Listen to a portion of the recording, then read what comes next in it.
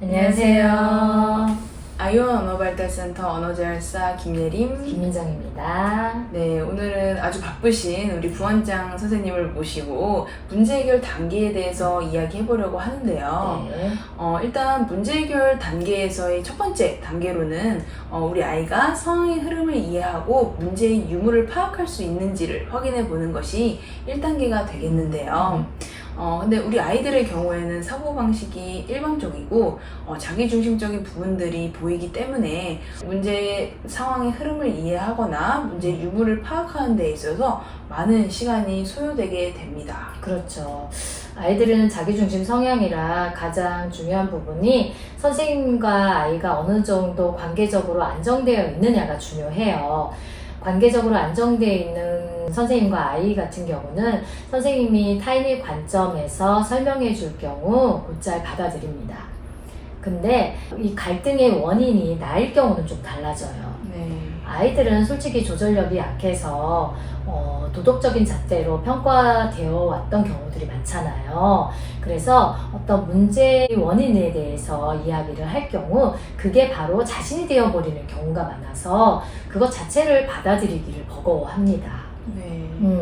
그래서 아이가 어떤 문제를 인정하게 다루기 전에 아이를 인정해주고 있었느냐가 중요한 핵심이 될 것 같아요. 네, 그럼 우리 아이들을 인정해주고 그 부분들을 인식시켜주기 위해서 네. 어떻게 도움을 주는 게 좋을까요? 우선은 저라면 아이에게 이제 선생님과 둘이 통하는 부분을 우리가 이 문제 해결을 위해서 노력할 의지가 있느냐를 먼저 심어줄 것 같아요. 네. 질문을 이렇게 던지죠. 너는 싸움을 좋아하니?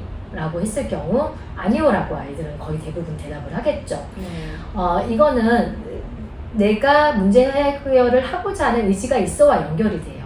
왜냐? 나는 갈등 상황을 좋아하지 않기 때문에 그럼 아이의 의지를 충분히 조금 끌어올려준 후에 그 다음에 아이를 존중해 줍니다. 네. 어떤 식으로 존중을 해주냐면 선생님은 아이를 오랜 시간 봐왔어요. 이 아이가 어느 단계인지도 알고 있어요. 선생님은 충분히 너가 이 부분을 받아들일 준비가 되었다라고 생각을 하고 그래서 너를 도와주고 싶다. 너가 아직 준비가 되어 있지 않았다면은 선생님은 이 부분에 대해서 너에게 이야기를 하지 않았을 거야.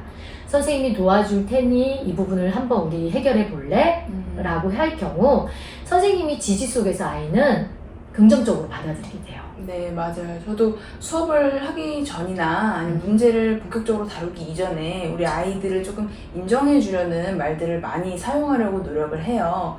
우리 김민정 선생님께서 아주 중요한 부분을 짚어주신 것 같아요. 또 여기서 또 하나 중요한 부분은 우리가 인정을 해주는 것과 부드러운 말투는 다릅니다. 네. 우리가 부드럽게 말을 했더라고 하더라도 그 말 속에 아이를 지지해주고 존중해주는 느낌이 없다면 그것은 인정은 아니겠죠. 네, 이렇게 우리 아이들이 본인을 스스로 인정을 받게 되고 그런 의지를 가지게 되고 그러면서 이제 문제의 유무를 파악하고 상대방과 나의 입장을 비교하고 판단하고 확인해 볼 수 있게 된다면 그 다음으로는 이제 4단계 해결 방법 과정으로 나아갈 수 있을 것 같은데요. 그렇죠. 네. 그 다음은 다양한 해결책을 위한 과정이에요. 이 다양한 해결책을 찾아낸다는 것은 아이의 생각의 힘이겠죠. 네. 그게 바로 상황 인지력이에요. 맞아요. 생각하는 힘을 길러주는 거는 정말 중요하다고 생각이 그쵸. 들어요.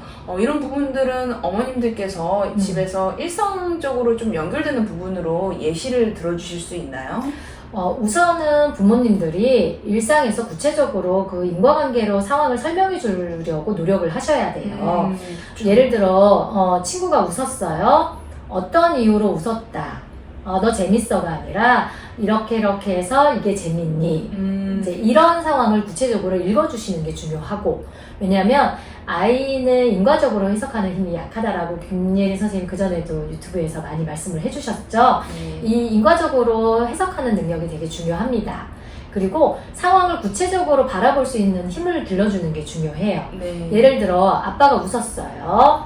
아빠가 왜 웃었는지, 즐거운 상황 속에서 웃었는지, 엉뚱한 상황 속에서 웃었는지, 힘든 상황 속에서 웃었는지, 상황에 따라서 그 하나의 상황이 해석이 달라질 수 있다는 그 구체적으로 들여다보는 힘을 좀 길러주셔야 합니다. 네, 부모님의 역할이 정말 중요하다는 생각이 들어요. 그렇죠. 사실 이게 우리가 알면서도 이게 실천이 참 어렵죠. 그렇죠. 어른이 위치에서도 이 힘든 과정이 아이에게만 우리가 요구한다고 해서 해결이 될까요? 우선 어른이 위치에서 그 부분을 많이 설명해 주려고 노력을 하셔야 합니다.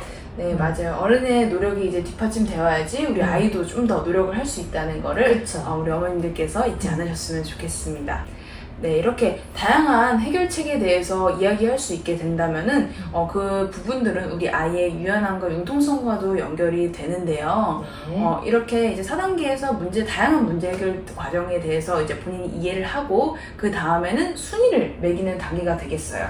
그렇죠. 우리가 다양한 해결책에 대해서 아이가 생각을 해냈어요. 네. 그것은 스스로의 힘으로 생각해낼 수도 있고 선생님이 도움으로 그리고 부모님이 도움으로 여러 가지 해결책에 대해서 생각을 해냈어요. 그 다음 단계는 그 해결책을 이제 던져보는 거죠.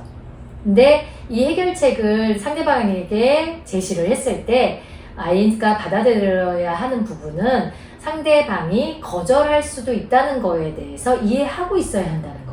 네, 맞아요.